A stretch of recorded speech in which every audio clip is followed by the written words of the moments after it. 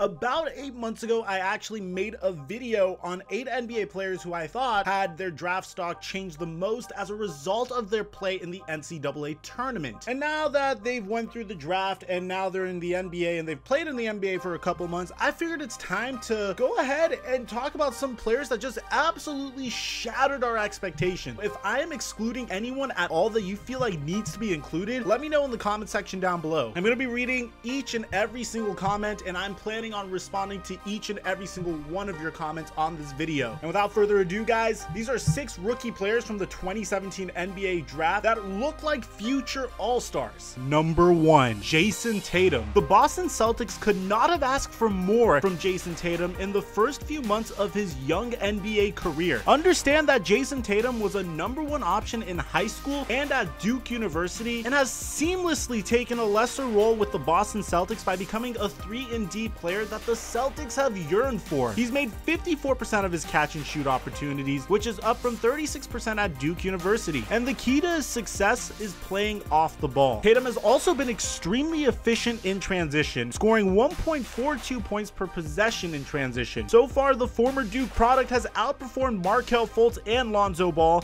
not to mention Josh Jackson as well, who I personally thought would be a better pick for the Boston Celtics than Jayson Tatum. And of course, I was wrong. But unlike other people, I like to admit when I am wrong. And in this case, I was freaking wrong. In fact, so far, the Boston Celtics look like absolute geniuses for trading down to the 3rd overall pick, acquiring another first-round pick for their future, and selecting what many people consider to be the safest and most polished player in the NBA draft. This looks doubly as genius considering the fact that the Celtics are consistently contenders in the Eastern Conference, meaning they don't have time for a rookie to come in and develop. They need a player that could contribute immediately with potential to be a great player in the future, and that's what Jayson Tatum gives them. As time progresses forward, there is no doubt in my mind that Jayson Tatum will become a franchise cornerstone for the Boston Celtics. But for now, the Celtics have put him in an incredible position to succeed in order to boost his confidence for the future. And in addition to boosted confidence will come valuable playoff experience as early as his rookie year, something that I'm sure DeMarcus Cousins is extremely jealous of, considering the fact that he has not made it to the playoffs in the first 7 years of his NBA career. Number 2, Dennis Smith Jr. I made a video on Dennis Smith Jr. prior to this season, and I still think he would have been a front runner for the Rookie of the Year if it had not been for Ben Simmons. Make no mistake about it, the Dallas Mavericks got a steal in Dennis Smith Jr. with the #9 pick, and are currently performing better than anyone has expected from them. Dennis Smith already looks like a more polished scorer in his rookie year, which is something that Lonzo Ball, De'Aaron Fox, and Frank Ntilikina have been struggling with, all point guards that were selected ahead of Smith. In addition to his scoring prowess is an arsenal of different drives, ball skills, explosiveness, and athleticism. The only knock I have on Dennis Smith so far is that he has been quite inconsistent as a decision maker.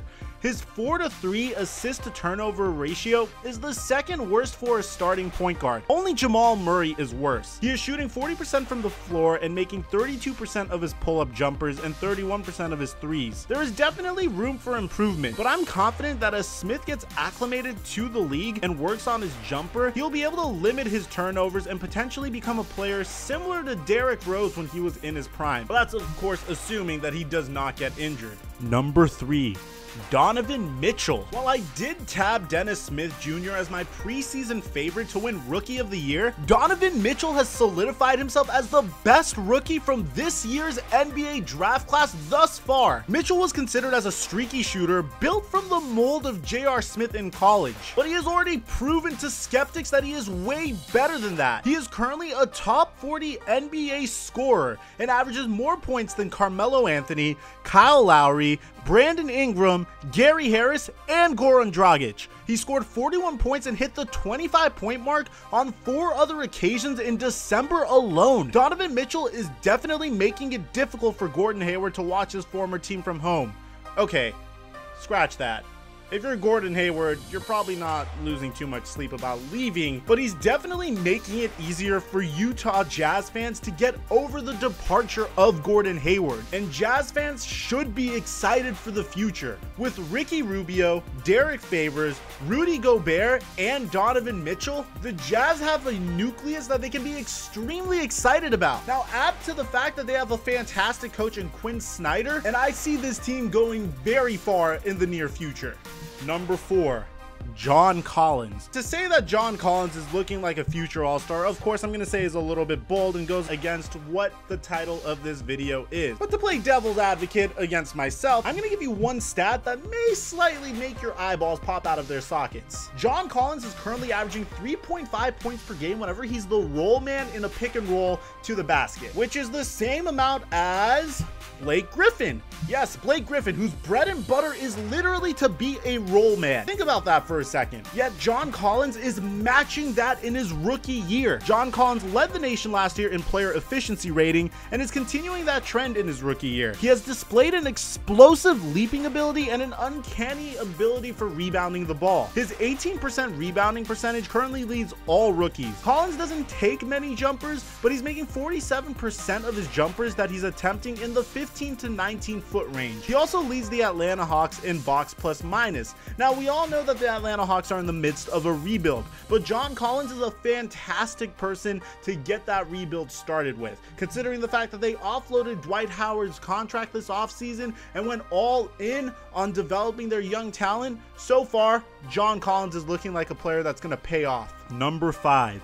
OG Anunoby. All right, first things first, I gotta know, did I say his name correctly? OG Anunoby is probably the second biggest wild card in the past NBA draft, with the first one being Harry Giles. And from the bottom of my heart, I really hope Harry Giles gets better. I think we all agree it absolutely sucks when an NBA player's potential gets hindered by injuries. But I think OG may actually turn out to be an incredibly valuable player.